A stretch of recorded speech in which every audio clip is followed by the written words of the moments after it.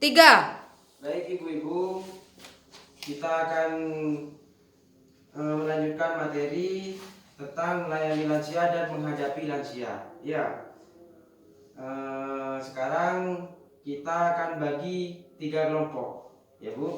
Iya Pak. Pertama kelompoknya Ibu Evi. Ya, siap. Nomor 2 kelompoknya Bapak Zainul. Ya. Nomor 3 kelompoknya Bapak Gio. Siap.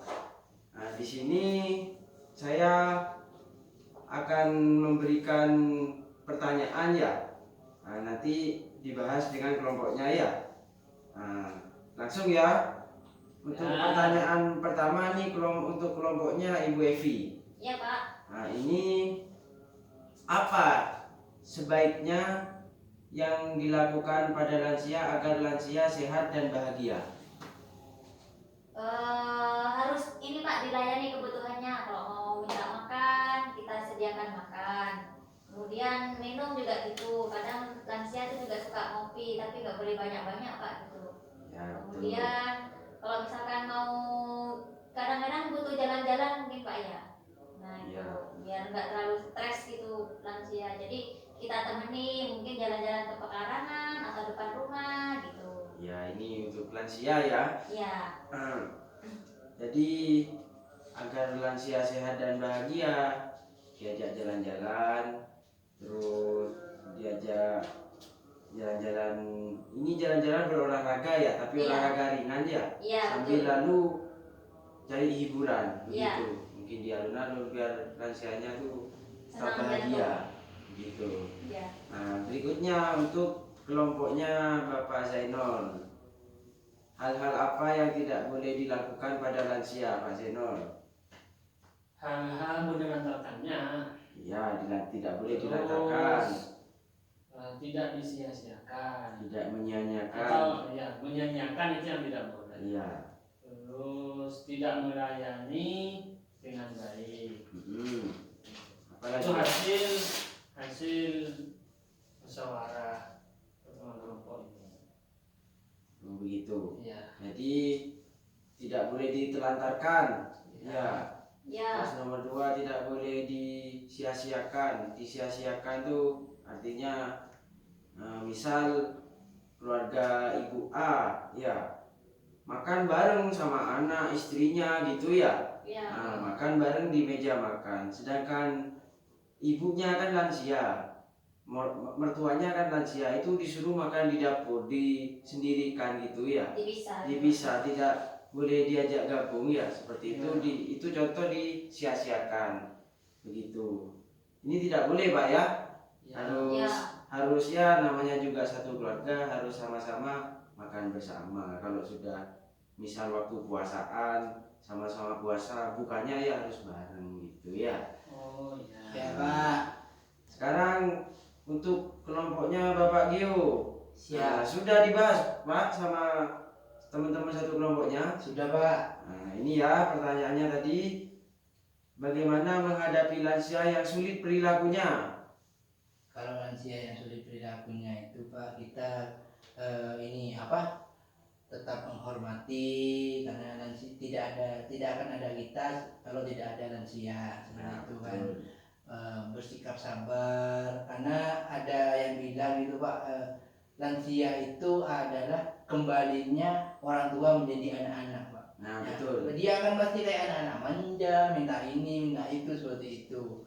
Ya, tetap memberikan kasih sayang, meskipun kadang kita secara spontan, kadang namanya juga manusia ya Pak ya, kadang pegel itu ada, kadang kalau sudah mau dimandiin tidak mau, seperti Jengkel, itu ya, jengkel pasti ada. Tapi tetap kita harus sabar dan memberikan kasih sayang, tetap melakukan pendekatan yang baik dengan kepada lansia, memberi kesempatan kepada lansia jika ingin menyampaikan pendapat atau mau minta apa, seperti itu Pak. Begitu. Jadi untuk menghadapinya itu aslinya sama dengan menghadapi anak-anak gitu ya Pak. Ya. Cuman caranya yang berbeda, cara mengayominya gitu ya intinya. Ya, betul. Terima kasih. Tiap kelompok sudah memberikan apresiasinya. Tepuk tangan dulu. Nah, berikutnya saya akan jelaskan lebih rinci ya. Nah, barusan itu pemahaman sekilas tentang lansia seperti itu ya, seperti yang Iya, Pak. disampaikan tiap kelompok. Nah, sekarang waktunya saya akan memperjelas lebih rinci bagaimana cara menghadapi lansia. Ya, seperti ini caranya. Coba bapak-bapak, ibu-ibu dilihat flipchart di depan ini. Nah, ini cara menghadapi lansia yang sulit perilakunya. Nah, pertama itu ya tetap menghormati dan menghargai lansia sebagai orang tua. Yang katanya Pak Gio barusan. Nah, yang dimaksud menghormati ini ya kita sopan, santun begitu ya. Terus tidak boleh Membentak ya. membentak, dimarahi, kan kasihan sudah tua. Karena dia dulunya sudah bekerja keras demi Buat kita ya. buat kita yang masih muda-muda ini. Setelah tuanya dia nggak dapat apa-apa, malah dibentak-bentak. Itu tidak boleh, melamak namanya itu. Sangat tidak dibolehkan. Kebanyakan di masyarakat kan begitu ya. Iya Pak. Iya. Tidak sedikit, tapi banyak kejadian seperti itu di masyarakat. Berikutnya, bersikap sabar dan bijaksana terhadap perilaku orang tua atau lansia. Nah, maksudnya ini bersikap sabar dan bijaksana karena lansia itu terkadang perilakunya memang agak menjengkelkan, memang seperti itu. Kebanyakan itu ya tidak mau salah.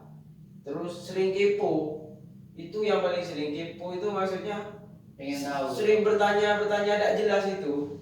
Terkadang kita hanya keluar buang sampah ditanyai mau kemana kan gitu ya. Sebenarnya jengkel kita kan. Iya. Jengkel banget kalau ditanyain karena Buang waktu, Pak. buang waktu dan tidak ada kepentingan nanya-nanya. Tapi ya kita harus sabar, tetap sabar untuk menghadapi hal seperti ini. Memang lansia begitulah kebanyakan.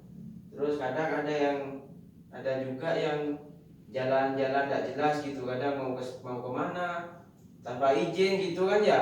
Kalau lansia sudah bingung keluarga, sering hilang. Namanya juga lansia sama kayak anak kecil dah. Cuman memang harus beda penanganannya seperti itu. Nah, berikutnya ini yang penting, memberikan kasih sayang dan menjadi pendengar yang baik bagi lansia. Meskipun membosankan, pokok kasih dulu dah kasih sayang. Kita layani dengan baik, kita hormati ya. Kita anggap lansia itu saudara, tetap keluarga kita yang memang layak kita beri kasih sayang. Dan dan menjadi pendengar yang baik. Maksudnya jadi pendengar yang baik ini ketika lansia berbicara tuh ya dengarkan sudah. Meskipun itu membosankan bagi kita, mendengar ceritanya yang nggak begitu penting sebenarnya ya, kebanyakan kan gitu. Cuman tetap kita dengarkan saja, kita hargai apa yang dia bicarakan ya kita tanggapi juga begitu. Ya. Terus berikutnya ini melakukan pendekatan pribadi, misal dengan meminta nasihat pada orang tua atau lansia. Nah, ini penting juga karena agar si lansia itu tetap menjadi orang tua yang dianggap atau yang dihargai. Nah, ini meminta nasihat. Mungkin dia semasa hidupnya bisa punya pengalaman gitu ya, pasti ada. Ya kita mintalah nasihat, meskipun nasihatnya mungkin kurang masuk tapi tetap harus kita hargai gitu. Karena nasihat dari lansia ini kebanyakan banyak betulnya karena pengalaman langsung pribadi semasa dia muda begitu. Ya, ini penting. Terus beri kesempatan terhadap apa yang disukai.